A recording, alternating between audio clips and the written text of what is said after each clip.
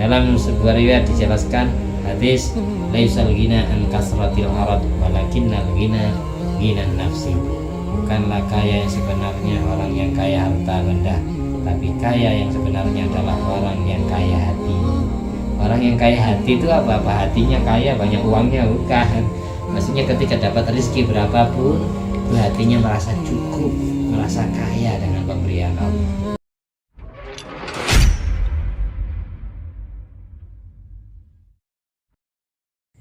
Assalamualaikum warahmatullahi wabarakatuh. Waalaikumsalam. Alhamdulillahirabbil alamin alladzi bi ni'mati tatimmus sholihat wa bi dzikri sholahi tatanazzalu rahmat wal barakat. Wassalatu wassalamu ala sayyidina maulana Muhammadin qutbil qadat wa ala alihi wa ashabihi al anjumiz zahirat amma ba'du. Allahumma sholli ala ruhi sayyidina Muhammadin fil arwah wa ala jasadi fil ajsad wa ala qabri fil kubur wa ala alihi washabihi wasallim. Rabbi syrah li sadri wa yassir li amri wa hlul 'uqdatam min lisani yafqahu qawli. Rabbi zidni ilma warzuqni fahma. Allahumma aftah alaina futuhal arifin waj'alna khalisatan liwajhikal karim. Allahumma arzuqna fahman nabiyyin wa ilhamal malaikatil muqarrabin. Allahumma nawwir qulubana bi nuri hidayatika kama nawwaratal arda bi nuri syamsika. Rabbana anfa'na bima 'allamtana. Rabbi 'allimna alladzi yanfa'una. Rabbi faqihna wa faqih ahlana wa qarabati lana fi dinina.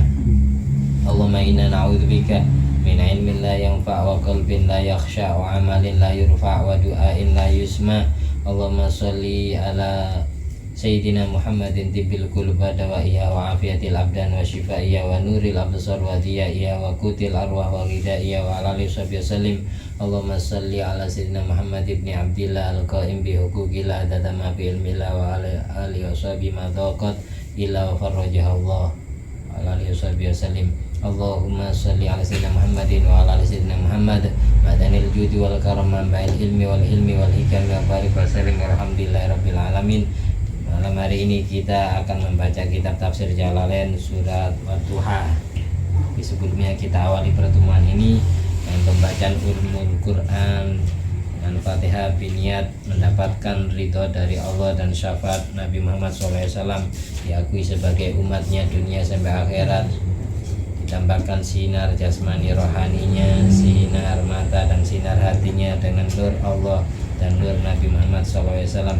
Ditakdir bisa berjumpa dengan Nabi Muhammad SAW di alam mimpi maupun alam sadar, di dunia maupun di akhirat. Dan Fatihah pula kita tujukan kepada jami ikhwani minal anbiya wal mursalin, jami ali kullin wa sahabah wa qaraba wa tabin wa tabi'an bi namisanamitin, jamil malaikatil muqarrabin, jamimatil arbaatil mujtahidin wal qurra wal hufat wal mufassirin wal ulama'il amilin wa syuhada wa sholihin wa sadati sufiyah wal muqallidin fiddin, jamil fuqaha wal muhaddithin, jami' awliya ilqani ajma'in. Mana khususan saya Jalaluddin Muhammad bin Ahmad Al-Mahali, saya Jalaluddin Abdurrahman bin Bakar As-Suiti, saya Ibrahim bin Muhammad Abdul Syarif, saya Muhammad Jarullah bin Abdul Aziz bin Fahad, saya Abdurrahman bin Abdul Qadir bin Fahad, saya Ahmad bin Muhammad Al-Fashashi, saya Hasan Al-Ajami, saya Alauddin Al-Mazjaji, saya Ahmad bin Sulaiman Al-Hijami, saya Muhammad Abid, saya Abdul Mahasin, saya Muhammad Amin Sued Ad-Dimashqi, Syekh Abdul Qadir Asyibli, Syekh Hasan Al-Masad, Syed Alwi bin Abbas Al-Maliki Al-Hasani, Syed Muhammad bin Ali bin Abbas Al-Maliki, Syed Sulaiman Kamun Waqim Mahali Kabutarin, Kenur Hasan bin Latim Kabarat Al-Anwai, Abdul Adim bin Ibrahim, Jalil bin Fadil, Kenur Hasan bin Ahmad Khalil, Nabi Siraj Miladiwati, Nabi Sa'adwa, Nabi Kiasan, Nabi Muhammad Al-Baqir, Abdul Ali bin Abdul Jalil, Ahmad Nabi Abdul Jalil, Mansudul Qasir Masyarakat Rasulullah, Nafu'an Al-Hasan Manusan Baqir, Bilma bin Abdul Jami Aulia Tisa, Sunan Gresik, Sunan Ampel, Sunan Giri Barang, Sunan Teras, Sunan Kudus, Sunan Kudung Jati, Sunan Kalijogo, Sunan Murai, Sunan Giri Suli Maufuri Maswaj Mendarat Menamajimain Jami Walidaina, Nabi kedua orang tuanya dan bapaknya sebut.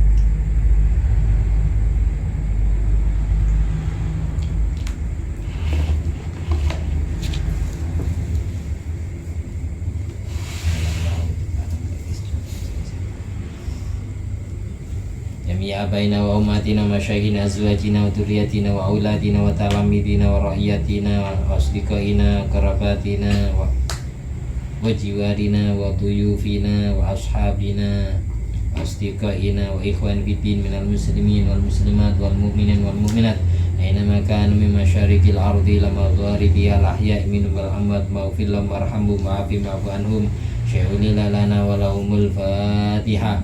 أعوذ بالله من الشيطان الرجيم. بسم الله الرحمن الرحيم. الحمد لله رب العالمين الرحمن الرحيم مالك يوم الدين إياك نعبد وإياك نستعين اهدنا الصراط المستقيم صراط الذين أنعمت عليهم غير المغضوب عليهم ولا الضالين.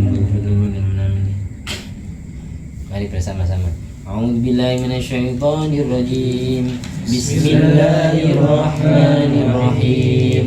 Wadduha wal laili idza saja ma wadda'aka rabbuka wa ma qala walal akhiratu khairul laka minal ula walasawfa yu'tika rabbuka fatarda alam yajidka yatiman fa'awa ووجدك ضالا فهدى ووجدك عائلا فأغنى فأما اليتيم فلا تقهر وأما السائل فلا تنهر وأما بنعمة ربك فحدث.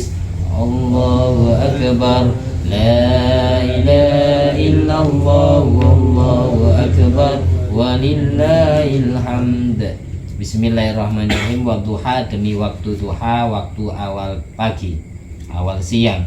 Walail, demi waktu malam, idza saja, ketika malam sudah menutupi siang, sudah menggantikan siang. Ma wadda'aka rabbuka wa ma qala. Tuhanmu tidak pernah meninggalkanmu Muhammad, Tuhanmu tidak pernah marah kepadamu Muhammad. Firman ini turun gara-gara wahyu tertunda 15 hari menurut riwayat Ibnu Abbas. Menurut Imam Ibnu Jarir al-Tabari, tertundanya wahyu dari Nabi 12 hari.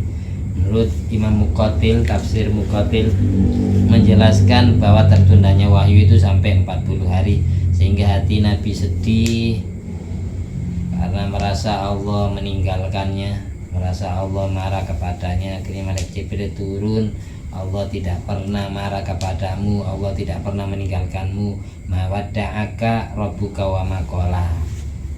Ini tertundanya wahyu gara-gara menurut riwayat satu tafsir, gara-gara Nabi ketika berjanji kepada orang Yahudi lupa nak baca insyaallah. Ada yang bilang gara-gara ada seekor anjing yang mati di dalamnya Rasulullah SAW ditemukan oleh pembantunya yang bernama Khawlah. Setelah anjing itu dilempar atau dibuang keluar rumah, baru malaikat Jibril turun. Karena semua malaikat tidak ada yang masuk ke sebuah rumah yang di dalam rumah itu ada anjingnya atau ada patungnya. Inna la nadkhuluna baitan fihi kalbun wala suratun. Ini ucapan malaikat Jibril alaihissalam kepada Nabi Muhammad SAW memberikan alasan. Maka malaikat Jibril pernah bilang dalam riwayat lain, lama ja'a Jibril, ketika malaikat Jibril datang menemui Rasulullah SAW membawa wahyu surat Wadduha ini, ma wadda'aka rabbuka wa ma qala, ini sambil berkata, qala lahu majitu hatta istaqaqtu ilaika. Jibril bilang, aku tidak datang menemuimu sampai aku kangen rindu kepadamu Muhammad.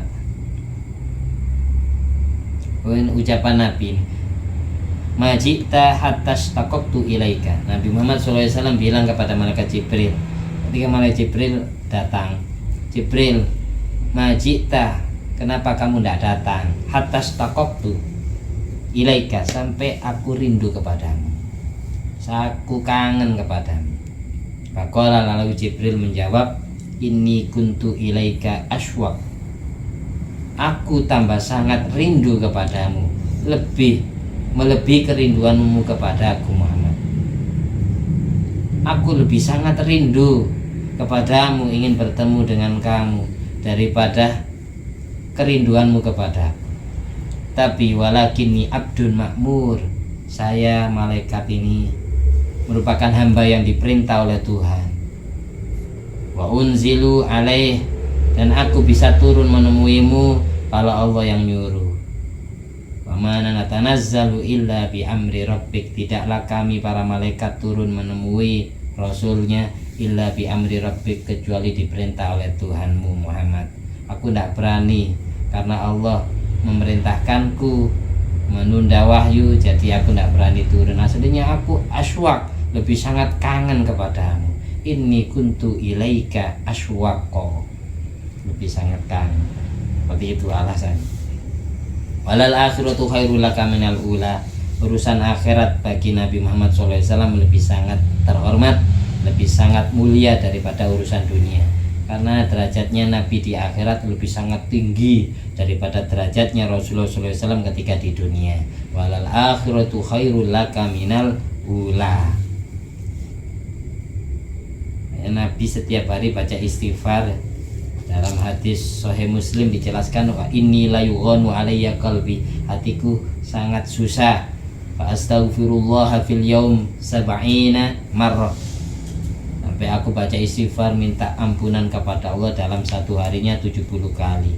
Ini seorang yang maksum, terjaga dari berbuat dosa dan berbuat maksiat yang haram, yang makruh, tapi setiap harinya baca istighfar.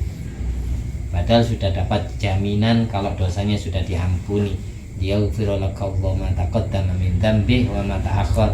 Nabi dosa yang lalu dan dosa yang akan datang sudah terjamin terampuni. Tapi setiap hari baca istighfar. Untuk apa istighfarnya Nabi? Untuk mengangkat derajatnya di akhirat lebih tinggi daripada derajatnya di dunia. Walal akhiratu khairul laka minal ula. Sampai dalam riwayat lain itu Nabi dari saking seringnya ibadah sholat sampai kakinya bengkak, sampai ditegur oleh istri kesayangannya hubun Nabi, yaitu Siti Aisyah binti Abu Bakar As-Siddiq radhiyallahu anhumah. Ya Aisyah negur, kanjeng Nabi kan jenengan itu sudah dijamin dosanya diampuni, ngapain sampai ibadah segitunya sampai bengkak kakinya. Terus Nabi menjawab sallallahu alaihi wasallam, afala akuna abdan syakura, apakah aku tidak boleh wahai Aisyah, apakah aku tidak boleh menjadi hamba yang banyak bersyukur, hamba yang banyak matur suwun, hamba yang banyak berterima kasih kepada Tuhannya. Justru karena aku dijamin surga itu, justru karena dosaku pasti diampuni itu, sebagai lambang terima kasihku kepada Allah, aku tampakkan ibadah semangat. Justru saya malu kalau saya ibadah malas-malasan, mentang-mentang dijamin ya ibadahnya leyah-leyah. Nabi tidak seperti itu, orang tidak kayak kita. Kalau kita kok seandainya jadi Nabi Muhammad ya, itu tidak usah ibadah, selain tidak ibadah beneran tidur pastinya kan. Pasti tidurnya. Kalau seandainya inul yang dijamin dosanya diampuni, tidak usah ibadah, inti ngapain ibadah, langsung tidak ibadah. Lagian meskipun saya maksiat, dosa pun pasti tidak dihitung dosa karena sudah dijamin.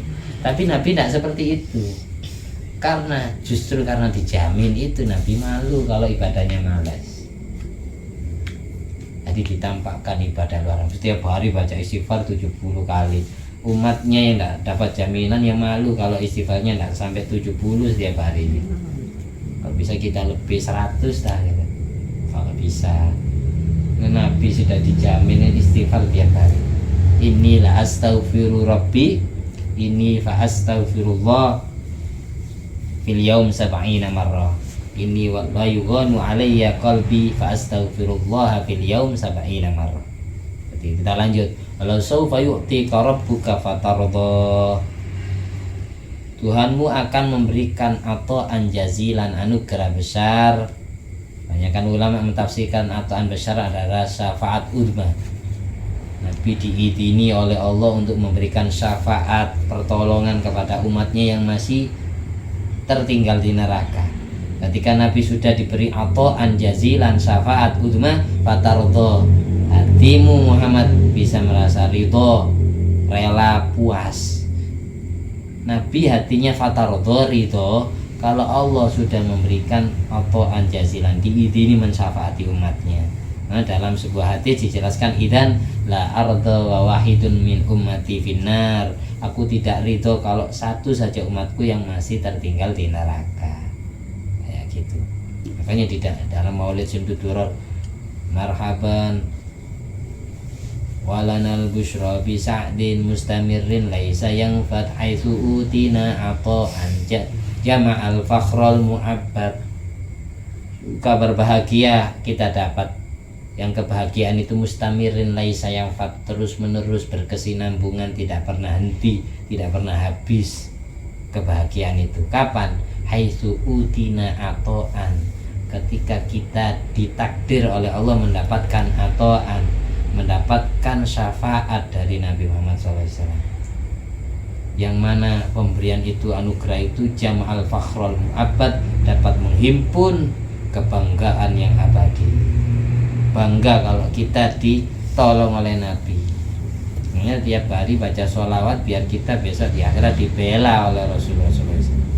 Karena ketika Rasulullah diiringi membela umatnya, mensyafaati umatnya, fatardo, maka hatinya Rasulullah ridho, puas, merasa lega, merasa senang, bahagia.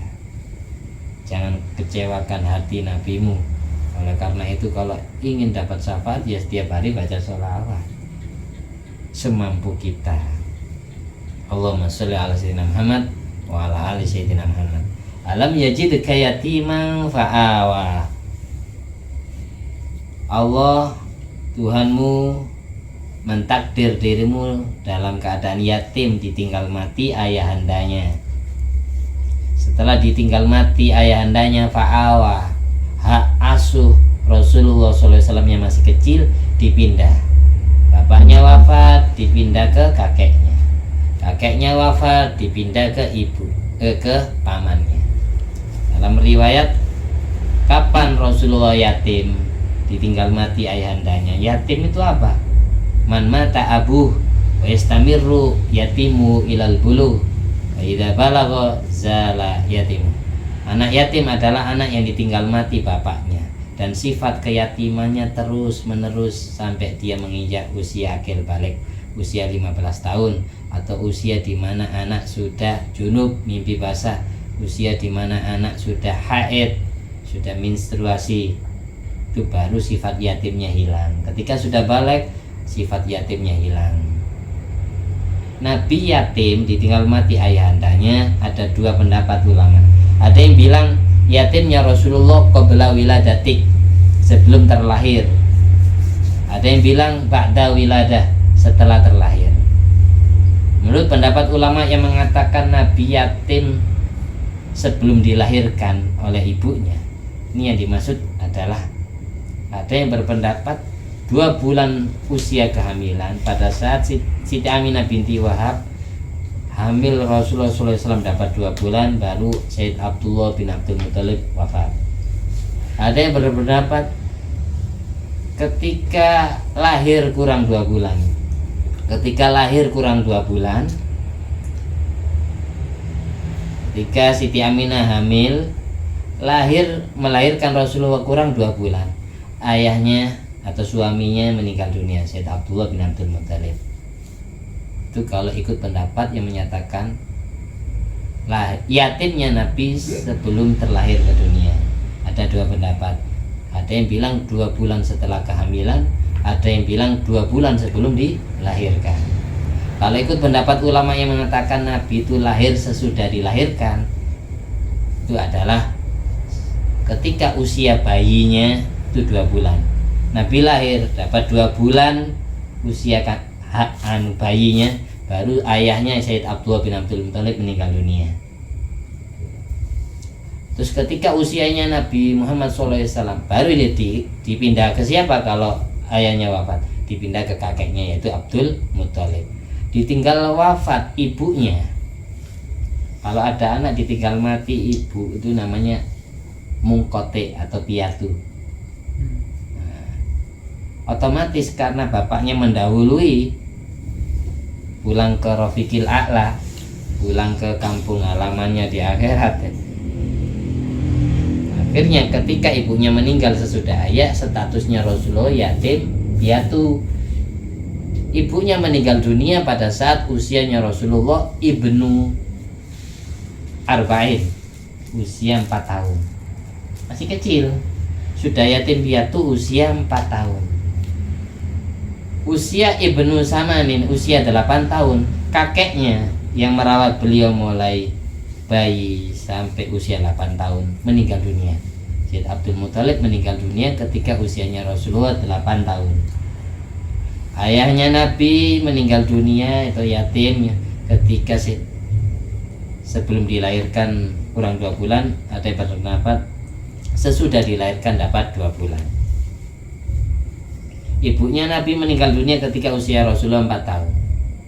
Kakeknya Nabi Abdul Muthalib wafat ketika usianya Nabi 8 tahun.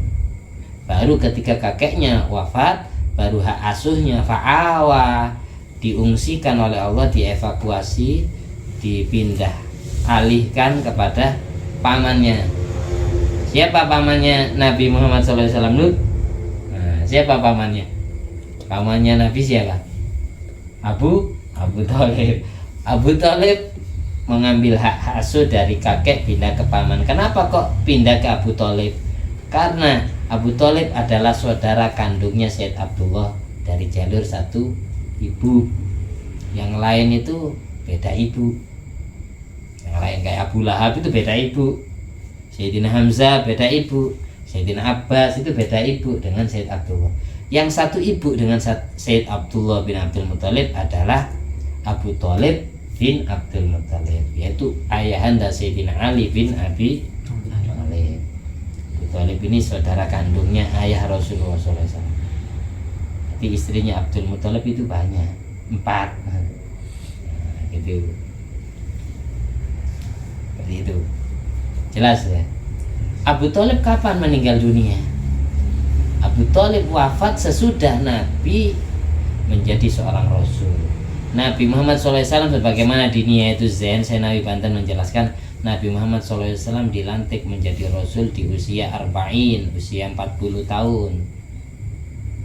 Ketika usianya Rasulullah khamsin wahid wa khamsin 51, baru di Isra Mi'rajkan menerima wahyu sholat.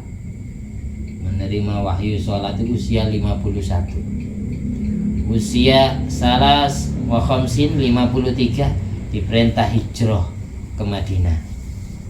Usia salas wa sittin 63 meninggal dunia Rasulullah SAW. Ya gitu. Sayyid Abu Thalib ayahanda Sayyidina Ali yang merawat Rasulullah ini meninggal dunia di usia Rasulullah, yaitu di usia 10 dari tahun kenabian. Ketika Rasulullah dakwah di Mekah 10 tahun. Kalau Nabi dilantik menjadi Rasul usia 40 tahun, dakwah di Mekah 10 tahun, berarti ketika Abu Thalib meninggal dunia, usia Nabi berapa tahun? Nabi dilantik menjadi Rasul usia 40. Abu Thalib meninggal dunia ketika dakwahnya Rasulullah dapat 10 tahun. Berapa? Usianya Nabi berarti 50 tahun. Ketika usianya Rasulullah 50 tahun, Abu Thalib meninggal dunia. Mulailah gangguan orang kafir Quraisy Mekah semakin menjadi, karena benteng pertahanannya mulai koyak. Disusul kemudian istri tercintanya yang termasuk sosok wanita yang karismatik wibawa, Siti Khadijah Al-Kubra, di tahun itu pula meninggal dunia, tahun 10 dari kenabian. Makanya tahun itu dikenang dalam sejarah disebut Amul Huzni, tahun duka cita. Semakin menjadi, bukan hanya Rasulullah SAW yang disakiti. Usia 51 dapat wahyu sholat. Baru pertama kali sahabat menjalankan sholat diganggu. Ketika sholat dikasih totoran unta, dilempari batu. Jalan menuju sholatnya dikasih beling, dikasih kotoran. Banyak sahabat yang disandra, disiksa. Bahkan ada riwayat itu kukunya sampai dicabut. Semakin menjadi. Jadi setelah meninggalnya Abu Thalib dan Siti Khadijah Al-Kubra, akhirnya 13 tahun di usia Rasulullah SAW 53, berarti dakwah di Mekah 13 tahun, disuruh hijrah oleh Allah ke Madinah. Ketika di Mekah dakwah 13 tahun, yang masuk Islam tidak sampai 50 orang. Nggak sampai 50. Pindah ke Madinah di usia 53, wafat 63. Berarti dakwah di Madinah berapa tahun? 10 tahun. 10 tahun di Madinah, ribuan orang yang masuk Islam. Balik ke Mekah lagi pada saat penaklukan kota Mekah itu.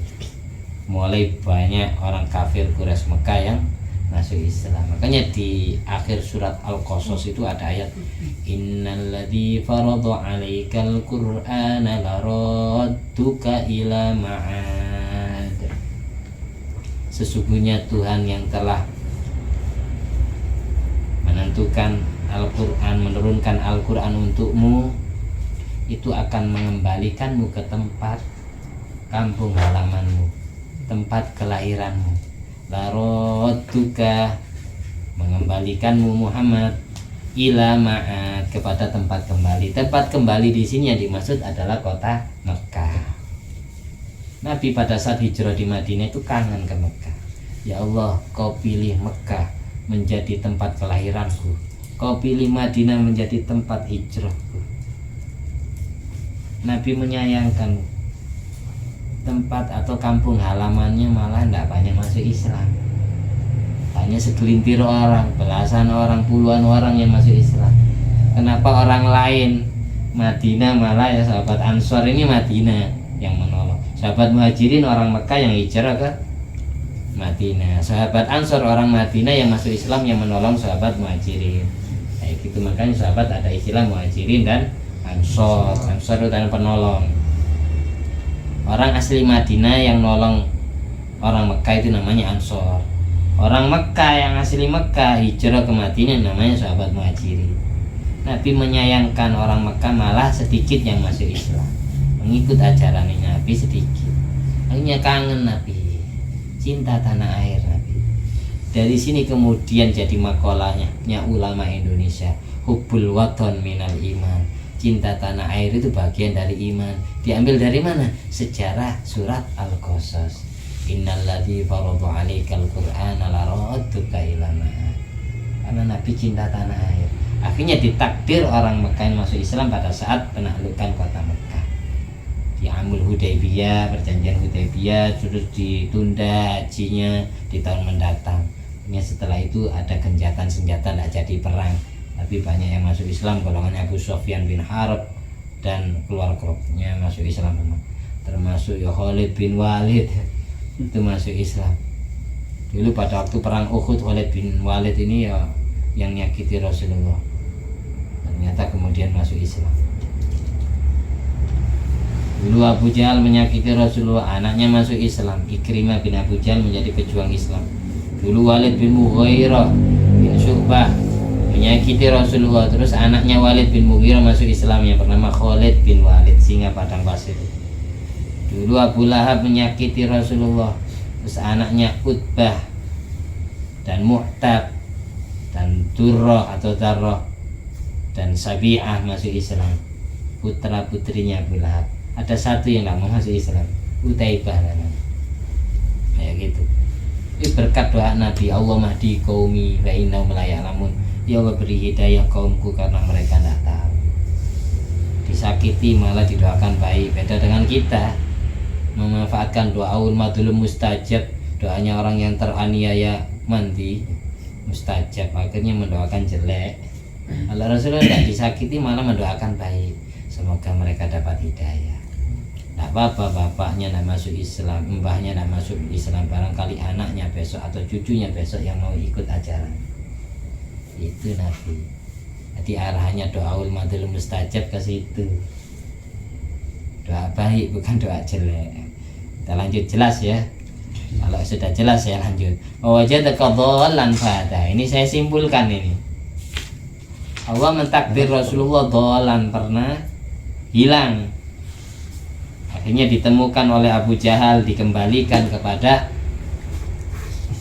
Abdul Muthalib pada saat Abdul Muthalib belum meninggal dunia. Fahada, Allah memberikan hidayah petunjuk kepada orang-orang yang menemukan Rasulullah, ternyata di jurang Sumamah, di bawah pohon samar, dibawa ke hadapan Abu Thalib. Dalam sejarah ini disebutkan sampai Abu Jahal bilang kepada Abu Thalib, gimana ucapan Abu Jahal ketika menggendong Rasulullah SAW masih kecil ke hadapan kakeknya Abdul Muthalib.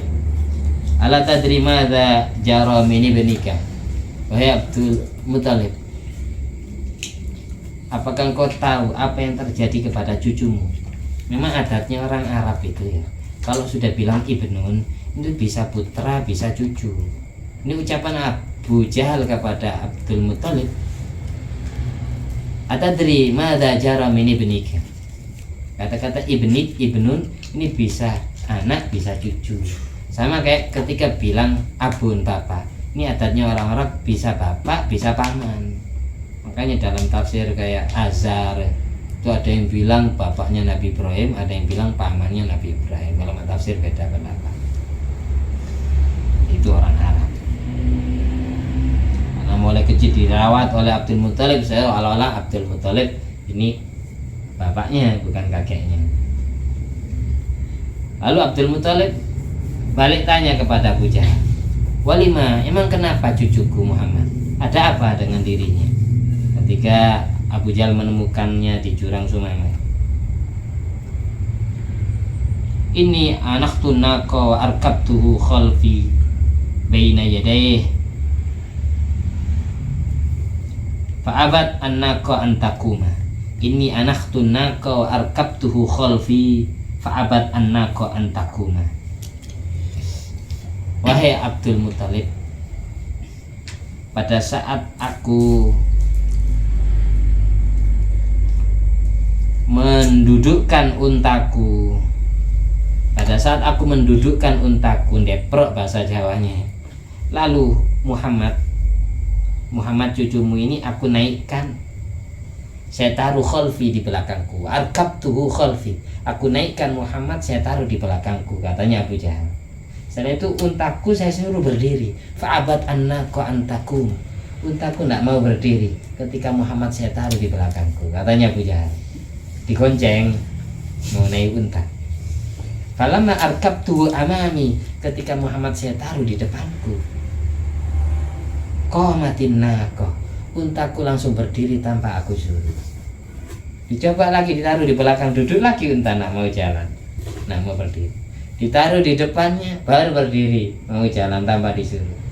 Akhirnya Abu Jahal geleng-geleng kepala, ini anak ini aneh anak ini. Dari situ Allah mengajari kita, mendidik kita, kita disuruh beradab kepada Rasulullah SAW ketika kita baca sholawat, ketika ada acara maulid. Orang kafir kayak Abu Jahal aja diajari adab, tidak boleh memantati Rasulullah SAW. Rasulullah suruh muliakan, suruh ditaruh di depannya. Di sini hikmahnya. Falamma arkabtuhu khalfi fa'abatin naqa antakum falamma arkabtuhu amami qamatin naqa. Untaku langsung berdiri ketika Muhammad saya taruh di depanku. Tidak boleh dipantati, tidak boleh dibokongi. Di sini diajari adab Abu Jahal. Ya, Abu Jahal sering menyaksikan kejadian yang model kayak gitu, yang hampir sama. Tapi ketika Rasulullah SAW usianya sudah 40 tahun dilantik jadi Rasul, dia enggan mengakui Nabi Muhammad SAW menjadi seorang Rasul. Karena apa? Karena gengsi, sombong Abu Jahal. Anak kapan? Dulu kecilnya bayinya sering saya gendong, sekarang aku jadi Nabi. Kan itu bahasa kasarnya. Ibaratkan kita tiba-tiba ketika dewasa jadi wali misalnya. Terus banyak orang yang segan ke kita, banyak orang yang beradab kepada kita. Terus paman kita atau tetangga kita yang tahu masa kecil kita, yang tahu main kelerengnya atau main layang-layangnya, yang tahu ingusannya si umbelan itu pasti gengsi. Arek kapan kon re ngaku dadi wali? Apa itu murid saya dulu sering saya gendong bayinya itu. Itu akhirnya diremehkan. Abu Jahal, Abu Lahab ya model-modelnya kayak gitu. Gengsi. Bukannya enggak tahu, sering menyaksikan irhas. Irhas itu apa? Kejadian aneh sebelum dilantik menjadi nabi, sebelum dilantik menjadi wali. Biasanya kalau ada nabi sebelum dilantik jadi nabi mengalami kejadian aneh, itu namanya irhas. Kalau sudah jadi nabi namanya mukjizat. Kalau ada wali sebelum dilantik menjadi wali, mulai kecil sudah nampak keanehan dalam dirinya, kayak Syekh Abdul Qadir Al-Jilani ya. Mulai kecil ketika bulan Ramadan tidak mau menyusu, menetek ke ibunya. Tapi kalau sudah datang waktu buka mau nyusu. Sampai jadi patokan orang Baghdad. Kalau sudah Syekh Abdul Qadir ini tidak mau nyusu berarti masuk bulan Ramadan. Kalau sudah mau nyusu pas siang hari berarti sudah Lebaran, sampai jadi patokan. Nah, sebelum jadi wali sudah nampak keanehan mulai kecil, khariqul adah, menyalahi adat biasa. Itu namanya irhas. Irhasat kalau di Maulid Simtudurar, irhasat. Irhasat itu kejadian aneh sebelum jadi nabi. Kalau sesudah jadi nabi namanya mukjizat. Kejadian aneh sebelum jadi nabi, sebelum jadi wali namanya irhas. Sesudah jadi wali namanya karomah. Saya ulangi lagi, kejadian aneh yang menyalahi adat kebiasaan sebelum dilantik menjadi wali itu namanya irhas. Kalau sudah jadi wali, karomah. Sebelum jadi nabi namanya irhas. Kalau sudah jadi nabi, mukjizat. Seperti itu kesimpulan. Ini banyak orang tidak paham irhasot. Kan di Maulid Simtudurar ada irhasot. Di antara irhas kayak gini kejadian dialami oleh Abu Jahal bersama Rasulullah SAW. Semuanya kecil sudah nampak keanehan. Bahkan menurut Sayyidina Abdullah bin Abbas atau Ibnu Abbas mengatakan raddallahu ta'ala ila jaddihi biyadi adwi. Allah mengembalikan Nabi Muhammad kepada kakeknya dengan tangan musuhnya, yaitu Abu Jahal. Kama fa'ala bi Musa alaihissalam hina hafidhahu Fir'aun, sebagaimana yang telah dialami oleh Nabi Musa mulai bayi dirawat oleh Fir'aun, ketika sudah besar jadi nabi, jadi rasul, malah Fir'aun jadi musuhnya, bapak angkatnya. Kayak gitu. Mulai kecil sering gendong Abu Jahal, ketika besar malah Abu Jahal jadi musuhnya. Mulai kecil Nabi Musa sering digendong Fir'aun, ketika besar malah jadi musuhnya. Kayak gitu, sama persis.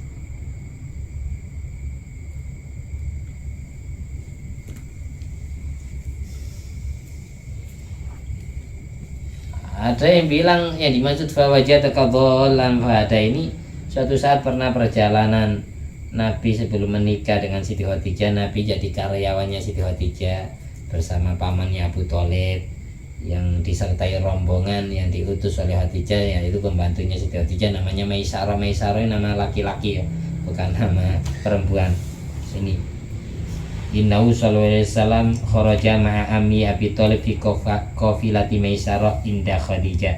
Fa bainama huwa raqibun dzata lailatin mudlimatin naqa faja iblis fa akhadha bi zimamin naqa fa adala biha anit tariq. Pada saat Rasulullah SAW berjalan bersama pamannya, masih belum dilantik menjadi rasul, bersama pembantunya Khadijah yang bernama Maisarah, ini jalannya terus disasarkan atau disesatkan oleh iblis. Pada saat Nabi Muhammad SAW bersama pamannya tersesat di jalan, faja'a Jibril alaihissalam, datanglah malaikat Jibril, fanafakha iblis nafkhatan waqa'a mina ila ardil habasyah.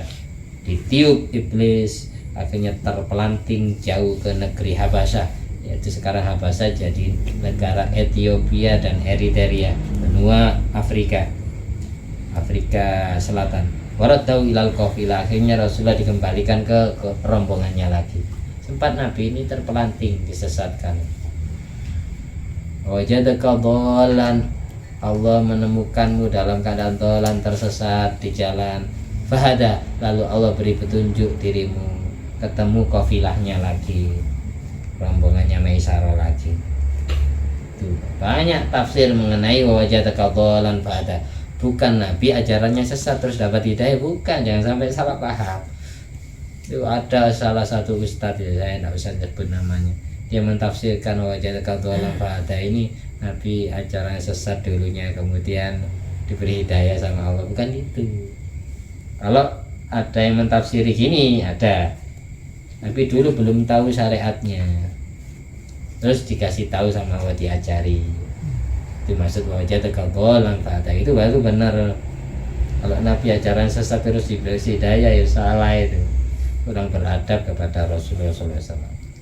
Masa Nabi tersesat, ya tidak mungkin. Wajadaka ilan fa'aghna. Nabi dulu fakir, kemudian Allah kaya, Allah perkaya. Ada yang bilang Allah perkaya dengan harta, ghanimah rampasan perang.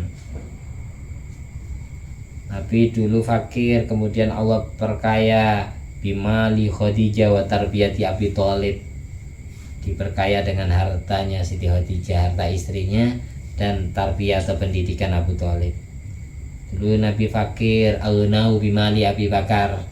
Nabi dulu fakir, kemudian Allah perkaya dengan hartanya Abu Bakar Siddiq. Abu Bakar Siddiq berjuang dengan harta dan jiwa raganya demi Rasulullah, demi dibuat perang, beli senjata dan lain sebagainya. Ada yang mentafsirkan wajadaka ailan fa'aghna ini Allah temukan Nabi dalam keadaan ailan fakir fa'aghna, lalu Allah perkaya Rasulullah. Ini ada yang mentafsirkan dulu Nabi pada saat mau perang fakir, pada saat belum perang fakir, amaru bil jihad, lalu diperintah perang, akhirnya kaya. Wa aghnanu bil ghanaim, dapat harta rampasan perang. Sampai Nabi pernah bersabda, ju'ila rizki tahta dhilli syaifi wa rumhi. Rizkiku Allah jadikan di bawah naungan pedang dan tombakku. Ada yang bilang tafsirannya wajadaka ailan fa'aghna. Dulu Nabi fakir, kemudian Allah perkaya. Ini maksud diperkaya dengan bi'anatil ansor hinal hijrah. Dulu hijrah dari Mekah ke Madinah kan fakir. Setelah sampai di Madinah diperkaya oleh Allah fa'aghna dengan pertolongan dari sahabat Ansor. Banyak tafsirannya. Makanya perlu ngaji, perlu berguru, jangan belajar Quran dari terjemahnya saja. Wajadaka ailan fa'aghna. Terakhir, dalam sebuah riwayat dijelaskan hadis laisal ghina an kasratil arad walakinnal ghina ghinan nafsi. Bukanlah kaya yang sebenarnya orang yang kaya harta benda, tapi kaya yang sebenarnya adalah orang yang kaya hati. Orang yang kaya hati itu apa? Hatinya kaya, banyak uangnya? Bukan. Maksudnya ketika dapat rezeki berapapun, itu hatinya merasa cukup, merasa kaya dengan pemberian Allah. Dapat jatah berapapun, dapat bisyarah dari basmalah 1.400.000, 1.300.000, nerima, merasa cukup dengan rezeki. Kerjanya, gajinya tidak sesuai dengan capekku ini kan. Orang yang kaya sebenarnya adalah bukan kaya harta, tapi orang yang kaya adalah orang yang kaya hati. Laisal ghina an kasratil arad walakinnal ghina ghinan nafsi. Kita lanjut. Fa ammal yatima fala taqhar. Kalau ada anak yatim, jangan kau kuasai harta bendanya. Jangan kau kuasai harta bendanya. Ini banyak ya orang itu makan hartanya anak yatim. Dititip anak yatim, anak yatimnya kaya, dapat warisan dari bapaknya, terus dimakan sendiri. Ketika anaknya gede dibunuh atau dibuang. Kayak gitu. Tanahnya banyak terus disembunyikan, sertifikatnya dibalik nama tanah warisannya. Ada kayak gitu. Ini termasuk orang yang takhar, menguasai hartanya anak yatim. Makanya di maknanya Nabi aja yatim kan, alam yajidka yatiman fa'awa tadi dijelaskan. Yang dimaksud fa'ammal yatima fala takhar, jangan kau kuasai, ini dalam sebuah riwayat hadis adalah jangan kau kuasai haknya anak yatim itu, hartanya anak yatim. Kalau memang ketika dia dewasa kasih tahu, oh ini sampean dapat warisan mobil, sampean dapat warisan sawah dari bapaknya, gitu. Kita yang ngolah sebagai waliul yatim. Ketika yatim itu sudah besar, bisa ngatur ekonomi sendiri, uang sendiri, ya kita kasih tahu, dikembalikan semua. Dulu biaya hidupmu, makanmu sekian ini saya ambil dari kadangnya kemakan saya sendiri, saya minta ridhonya ya gitu, diperjelas. Dulu kamu masih kecil, nah sering dari hasil sawah kamu dapat 5 juta, kemudian yang 4 juta buat biaya hidupmu, biaya sekolahmu, biaya mondokmu, yang 1 juta saya makan. Tolong minta ridhonya, minta ikhlasnya, ya harus bilang kayak gitu. Jangan sampai fala takhar, jangan kau kuasai tanpa seizin dia, karena dia masih belum tahu ngatur sendiri keuangan. Nah, Nabi Muhammad SAW bersabda, khairu baitin fil muslimin baitun fihi yatimun yuhsinu ilaih. Paling baiknya rumah bagi orang Islam adalah sebuah rumah yang di dalam rumah itu ada anak yatim yang dibaiki, yang diperlakukan dengan baik.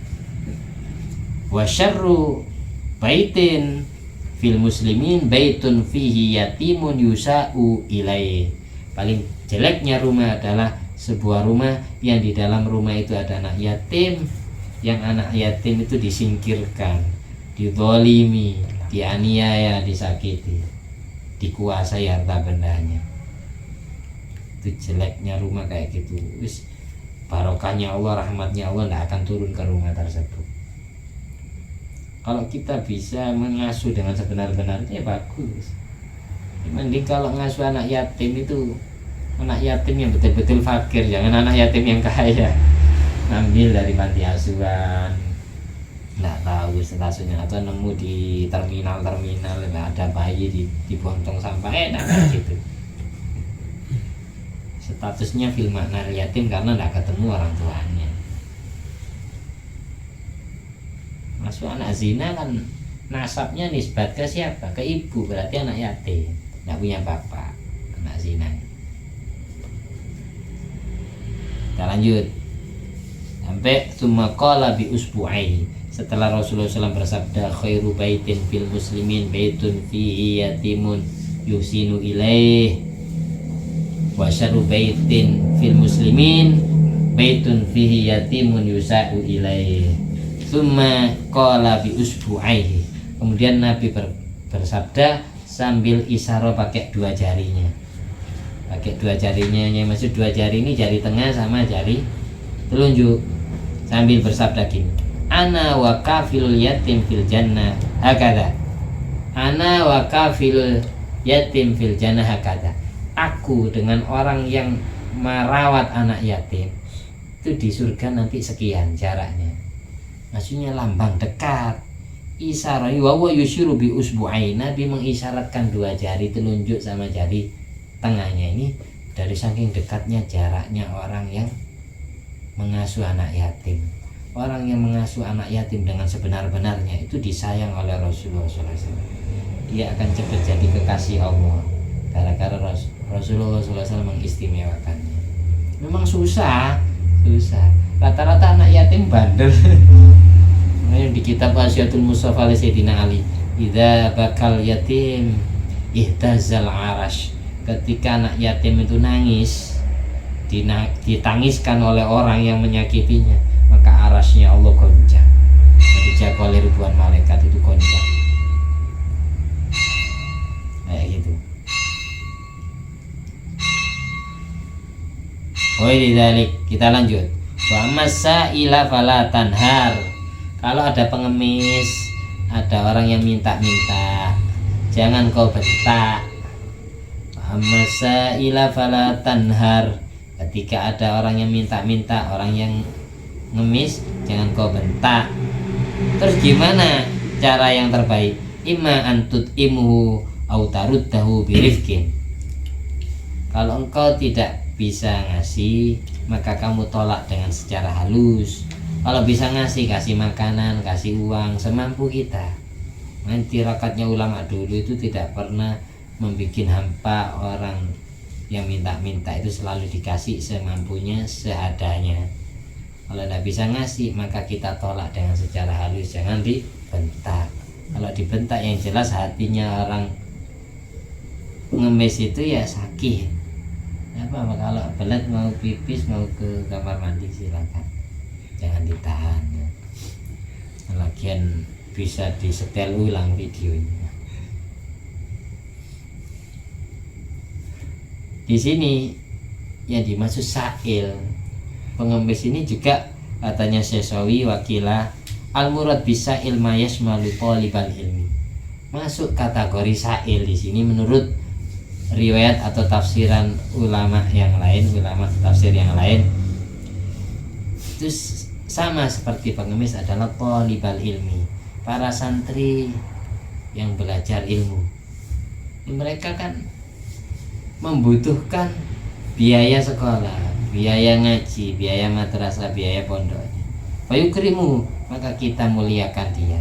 Wa yunsifuhu wa la ya'basu fi wajhi, jangan kau cemberut di hadapan wajahnya ketika santri itu minta kiriman.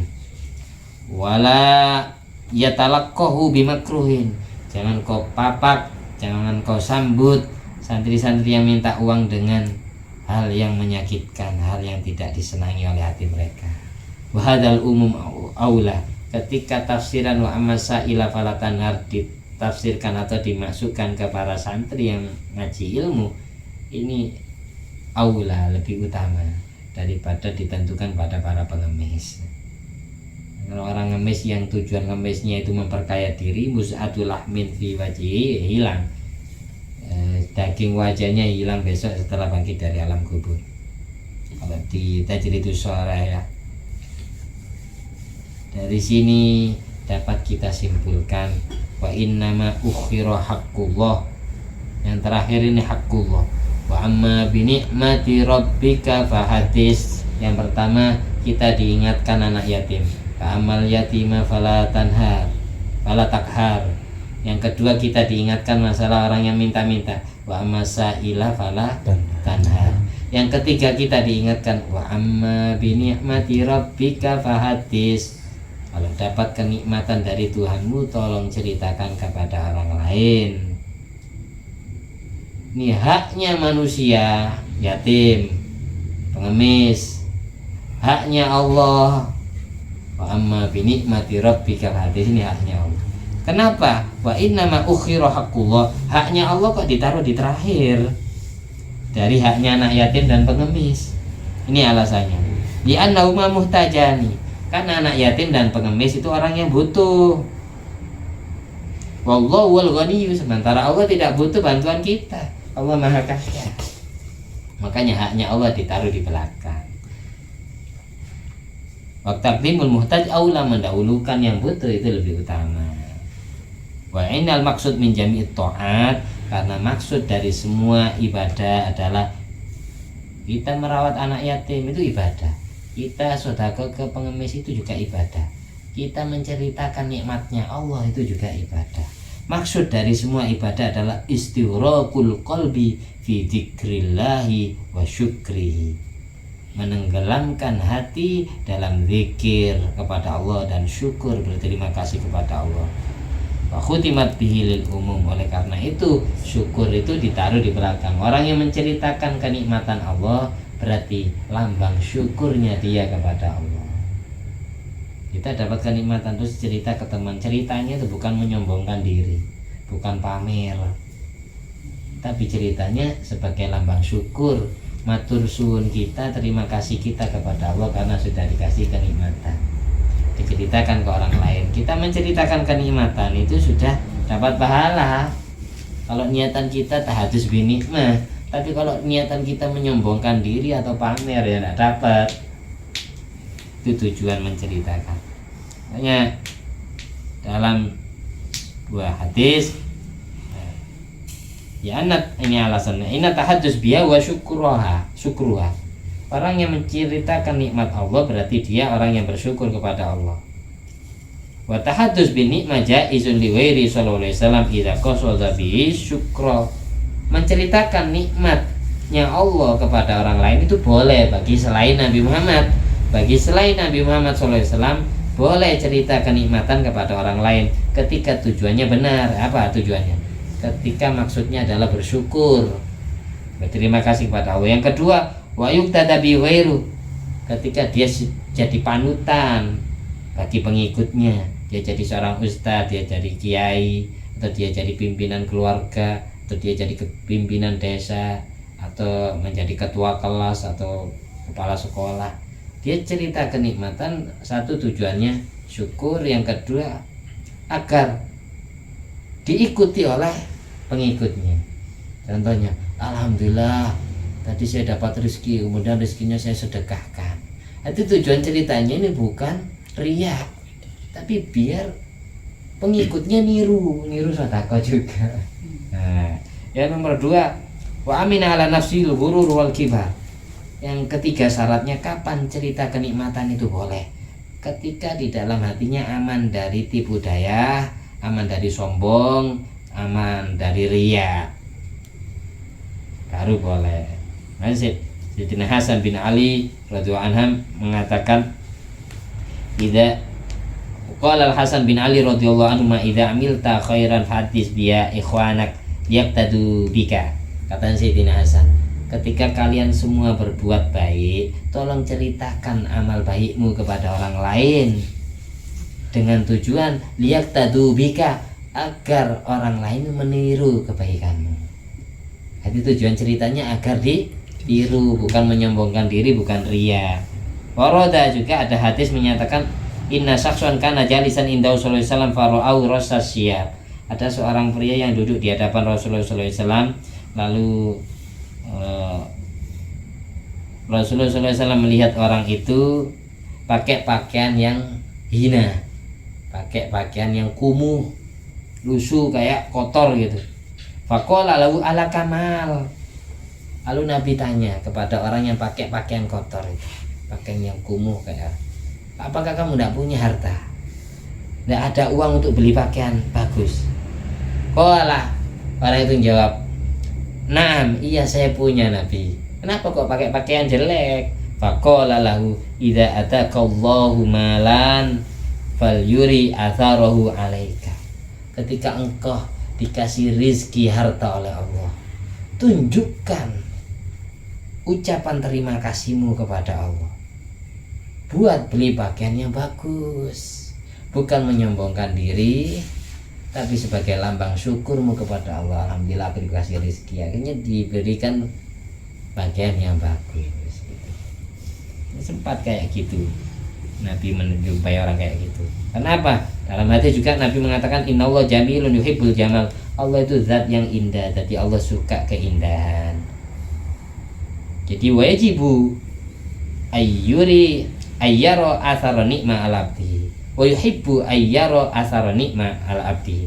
Innallaha jamil yuhibbul jamal. Allah itu zat yang indah, senang keindahan. Jadi Allah senang wa yuhibbu ayyara athara ni'ma ala abdi. Allah senang melihat bekasnya kenikmatan ada di hambanya. Kalau kamu dapat uang, belikan sesuatu yang berharga sebagai lambang syukurmu kepada Allah, karena Allah senang melihat kamu mensyukuri nikmatnya, bukan menyombongkan diri, pamer harta, bukan. Ya, torekohnya Bu Hasan Sadili seperti itu. Pakailah pakaian yang bagus, makanan-makanan yang paling lezat, biar kita mensyukuri nikmat Allah. Kalau punya sesuatu lebih baik dari orang-orang sekitarnya, biar tidak gampang ngelirik dunianya atau kepunyaan orang lain. Jadi kita lanjut. Faqad fa'ala sallallahu alaihi wasallam fahaddasa bima atau rabbuhu minan ni'am. Sungguh Rasulullah SAW telah melakukan, lalu Rasulullah menceritakan nikmat yang Allah berikan kepadanya. Kabalaghal Quran, Rasulullah menyampaikan ajaran Quran. Ini termasuk kenikmatan ajaran Quran. Wa nasyarul ulum, Rasulullah menyebarkan ilmu, mengajarkan ilmu. Ini termasuk, saya kan dikasih kenikmatan ilmu, lalu saya ajarkan ke orang lain, saya terangkan ke orang lain. Ini termasuk mensyukuri nikmat. Wa a'tahu huquqa rabbih azza wa jalla, dan memberikan hak-hak Tuhannya. Seperti itu. Dan apa yang saya sampaikan bermanfaat di dunia akhirat. Amin. Al-Fatihah. Bismillahirrahmanirrahim. Alhamdulillahirabbil alamin arrahmanir rahim maliki yaumiddin. Iyyaka na'budu wa iyyaka nasta'in ihdinas siratal mustaqim siratal ladzina an'amta 'alaihim. Amin. Allahumma arhamna bil Qur'an waj'alhu lana imaman wa nuran wa hudan wa rahmah. Allahumma dzakkirna minhu ma nusina wa 'allimna minhu ma jahilna warzuqna tilawatahu ana al-laili wa atrafan nahar waj'alhu lana hujjatan ya rabbal alamin. Allahumma shalli ala sayyidina Muhammad wa ala ali sayyidina Muhammad. Alhamdulillah. الذي أطعمني الذي هذا العلم ورزقنيه من غير حول مني ولا قوة بفضل سبحان ربك رب العزة عما يصفون وسلام على المرسلين والحمد لله رب العالمين. Assalamualaikum warahmatullahi wabarakatuh. Allah